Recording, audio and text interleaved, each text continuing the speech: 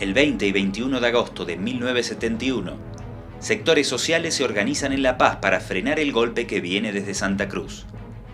El intelectual y político Marcelo Quiroga Santa Cruz asume una defensa militante de Torres, quien finalmente no podrá evitar su derrocamiento. En lo que a mí respecta, yo no tomé contacto con ningún personero de la Embajada Americana, con ningún personero del gobierno argentino ni brasileño. La mentira de Banzer parece adivinarse en su rostro y está bien documentada. 3 semanas antes del golpe, Banzer y otros conspiradores se reunieron en Buenos Aires con 2 inspectores de la CIA, el jefe de la misión militar de Estados Unidos en Argentina y un funcionario del Pentágono. Las relaciones de Banzer con la inteligencia estadounidense eran permanentes desde que el dictador fue agregado militar de la Embajada de Bolivia en Washington en plena época de la guerrilla de Ñancahuazú.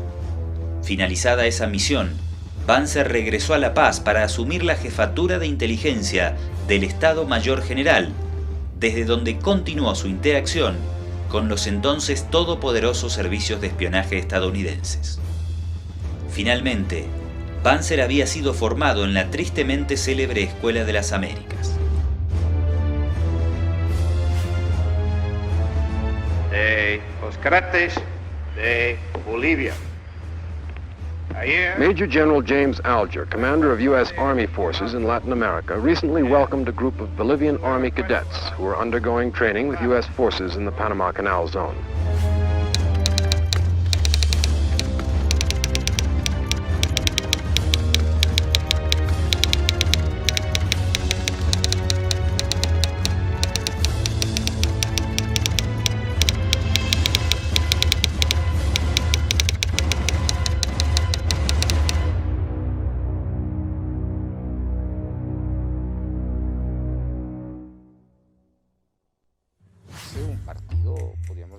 Juan Ramón Quintana es sociólogo. Durante la década del 80, siendo un oficial destacado dentro del ejército boliviano, fue enviado a la Escuela de las Américas. Su experiencia nos ayuda a contextualizar el significado de esta entidad. La Escuela de las Américas es el núcleo ideológico de la formación militar proimperial.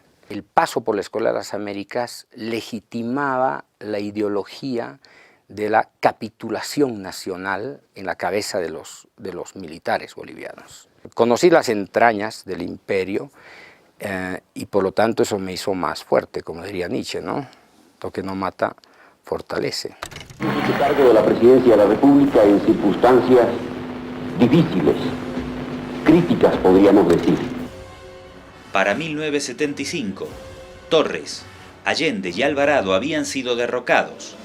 En todos los casos, la actuación de Washington había sido determinante, y tanto en Bolivia como en Perú y Chile, gobernaban militares de ultraderecha aliados a Estados Unidos. El país afrontaba la dura crisis de posibles reacciones marxistas.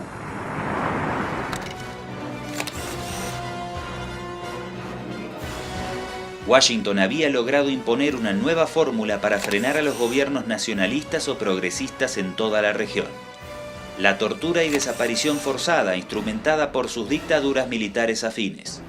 Se le conoce como el Plan Cóndor. Pensamos que el caos y la anarquía estaban muy cerca y es por esa razón que habíamos resuelto terminar con el gobierno del general Juan José Torres. Nosotros lo hicimos del modo más noble.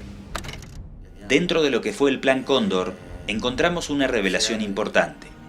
Se conoce que Estados Unidos entrenó a los militares latinoamericanos en técnicas de interrogación, pero hasta el momento no había un registro documentado acerca de la participación de funcionarios estadounidenses en las sesiones de tortura. Nos llevaron, después de los 5 días, nos llevó a un saloncito así, donde estaba ese norteamericano, habían militares argentinos ahí, porque clarito se los reconoce por la tesis, inclusive. Apenas recuerdo el apellido, Smith apellido. Jacques Smith, algo así por ahí era. Nos amenazaba con ponernos inyecciones para detector de mentiras, que si están mintiendo, les vamos a poner esa inyección, y en esa inyección ustedes como dormidos van a hablar todo. Entonces, ya, pónganos, les decía, pónganos. Y nos preguntaban, nos hacían. Y después ya para pegarnos, nos vendaban. Entonces no sabíamos quién nos pegaba. Unas 7, 8 veces me debí ver con este gringo. Nos tomaba declaraciones a gente allegada al general Toz. O sea, gente que manejaba, digamos, ¿no? De altura, digamos, políticamente. Carlos Núñez del Prado fue militante revolucionario desde muy joven dentro del Ejército de Liberación Nacional. A sus 16 años fue detenido en Chile. Su relato suma evidencia sobre la participación directa de Estados Unidos en la represión continental. La primera vez que yo caí preso en Chile, boliviano preso en Chile, en el gobierno de Frei Montalva, al segundo o tercer día de interrogatorios aparecieron 3 norteamericanos. Yo era, como les decía, un chico de 16 años y no tenía una formación política muy profunda, que digamos, ¿no? Tenía la tradición familiar por la lucha revolucionaria, pero no tenía una formación política muy profunda. En ese momento, los 3 norteamericanos me plantean que yo empiece a trabajar con ellos, después del interrogatorio. Primero me dan la dosis adecuada de tortura, y después, para quebrarme, me plantean que yo empiece a trabajar con ellos. El 2 de junio de 1976, el Plan Cóndor se cobró otra víctima. El general Juan José Torres fue asesinado de 3 tiros en la nuca en Buenos Aires. Acorralado en su exilio por la recién llegada dictadura de Videla, Torres realizaba los últimos aprestos para regresar a Bolivia e impulsar un nuevo proyecto nacionalista. Él tenía que viajar a Salta y de Salta ingresaría a Bolivia lo más antes posible. Claro que todavía no estaba muy coordinada la situación, pero podía abortar, pero teníamos que arriesgarnos, jugarnos. Y teníamos preparado el retorno del general Torres días antes de su muerte. Pero la inteligencia norteamericana, que siempre ha jugado un papel importante en todo el mundo, detectó esta situación, y por eso es que decidieron eliminarlo al general Torres, porque veían en él un eminente peligro.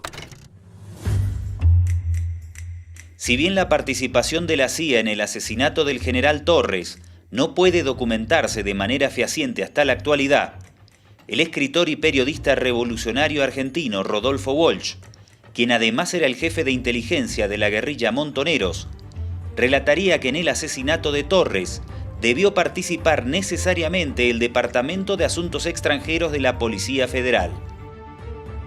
Esta dependencia remitía directamente al jefe de la estación de la CIA en Argentina.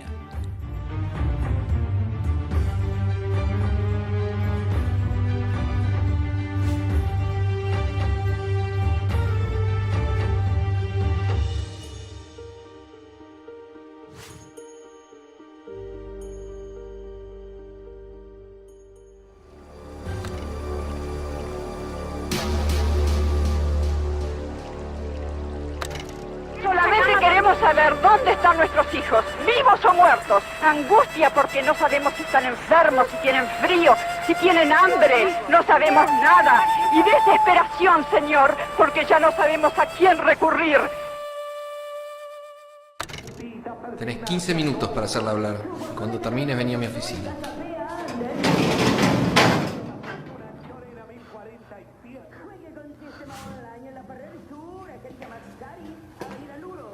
Hijo de puta. Hijo de puta. Suéltame, hijo de puta. Quédate quieta.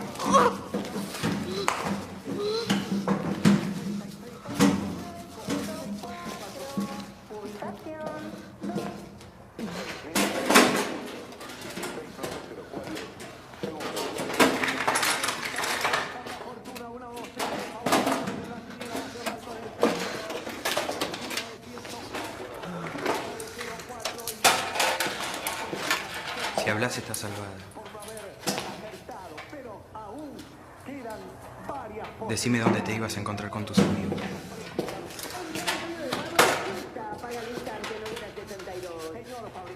Yo traigo a uno de ellos y vos te salvás.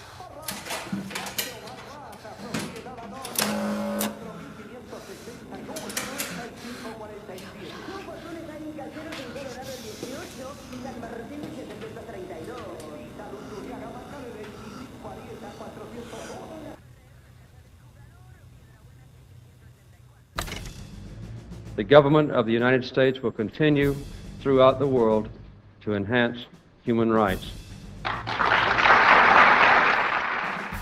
La llegada de Jimmy Carter al poder en 1977 va a marcar un radical cambio de rumbo en la política oficial de Washington hacia las dictaduras.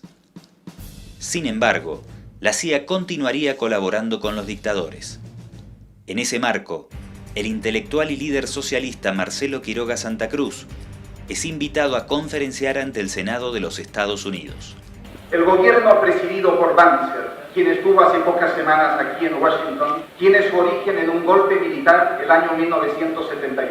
Quiero decir que frente a esta realidad social y económica, en la que encontramos al gobierno de los Estados Unidos como el sostén internacional principal de estos regímenes, debemos examinar la política de defensa de los derechos humanos de la administración Carter. Nosotros no hemos venido acá, aunque agradecemos la invitación y sabemos de la importancia de este evento, a pedir que el gobierno de Carter intervenga en nuestros países en defensa de los derechos humanos. Si así lo hiciéramos, estaríamos admitiendo que el gobierno de los Estados Unidos sería un tribunal imparcial y nuestra convicción es contraria. Lo que le venimos a pedir al gobierno de Estados Unidos es que no intervenga más, es que deje de intervenir.